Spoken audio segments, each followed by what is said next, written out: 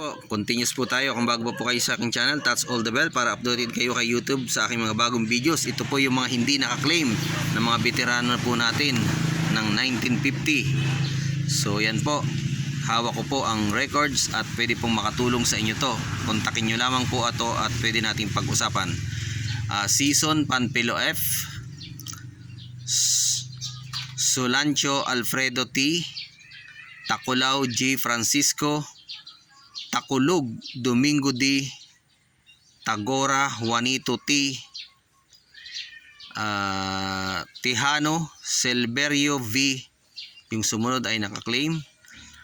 Tirado Eusebio F, Vera Evaristo V, Barona Juan V, Betan Leonardo A, Yadan Alexander A, Soriano Marcelino R. So continuous po tayo mga ka-vloggers. Yung sumunod po ay nakaklaim. Abansina Teotimo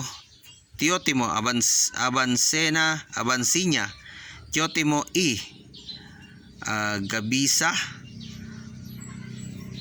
Petronilio J, Kapinpuyan Leonardo N, Penabella Domingo U Jr. Ito po, Amante Manuel A, Mendoza Policarpio R, Libanao Romulo D, Brioses Rupino O. Ayan po, Matias Edgardo R. Ito pong iba ay mga losses during the training. So yung ito pong binasa ko ay may chance na makaklaim. So yun po.